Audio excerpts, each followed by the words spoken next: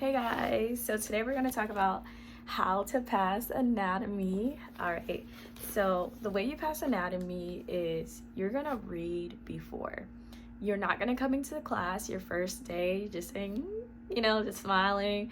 You're going to have some form of exposure, even if it's a video that you watch for 5 minutes talking about what does the word anatomy mean? Like, what are you walking into? Understanding what you're walking into gives you a form of preparation that helps you just succeed in the class, because at least you have a little something coming into class. Because I always love to say it, first exposure, then second exposure helps make it stick. Without those, it is so hard, you know what I mean? Because because school goes fast. And if you're going to Chamberlain, 8 weeks, boom, boom, boom. I did not take anatomy at Chamberlain. I took it at a regular university. But even then, the pace is like, it goes by fast. And next thing you know it, you're onto another chapter, and your exam is accumulation of maybe 4 chapters. And you have to be prepared to just like answer these questions and do well. But if you're not coming in ready, it does make it hard. So I would definitely recommend you guys go make sure you're reading the textbook chapter, read the textbook chapter, even if it's just a little bit. Come in there with some form of knowledge, you know what I mean? And then another method that helps too with nursing school, study and recall. So you have to study. Like, you're gonna go into this book. Like, this is my book that I use for Anatomy 1, and this is my lab book. They have like, basically you'll have your chapter, you read it, and then you'll have like this box where you'll have like questions that you have to answer.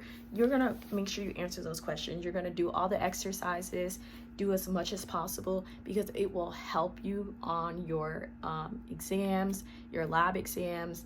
And anatomy lab and the lecture, they go hand in hand. Like, they actually really do help a lot. So even reading your lab book before you go to your lecture can even help you too, you know what I mean? And when you're studying, make sure you do the recall method. So you're gonna study something, you're gonna go, okay, what happens, like, cells in the body have surrounding fluid. You'll do that, and then you go, what organelle makes protein and lipids? Which organelle makes ATP? And then you're gonna, as you're studying it, you'll study, and then you're gonna try to recall. You're just, without looking at your book, and you're gonna be like, oh, what makes energy? You'll be like, mitochondria. What makes the protein? You'll be like, you'll be like, the rough ER. Why would it be the rough ER? Because the rough ER has protein on it. Try to recall. Use pictures. Use a lot of pictures as you study, because it will help you remember things, especially if you have a good photographic memory and you can remember, like, oh, I remember how this picture looked. Oh, this is what happens here.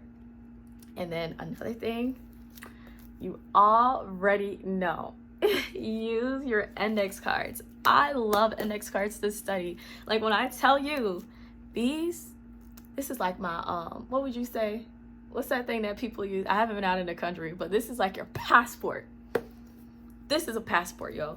You want to pass your classes? Have your passport ready. Like, write your little notes on there and make sure you're understanding that material.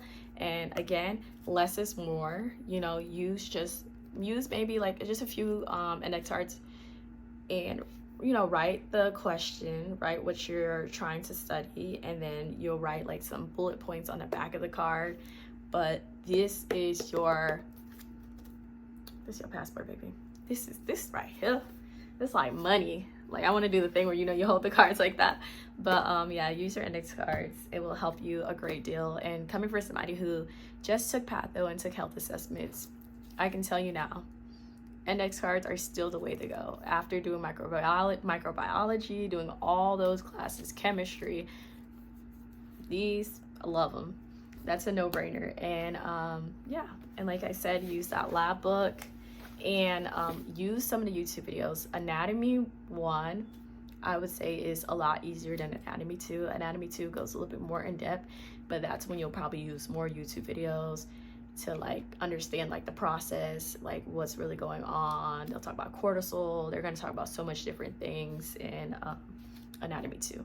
But for Anatomy 1, as long as you use those tips that I told you, you will do well in the class. You will ace it.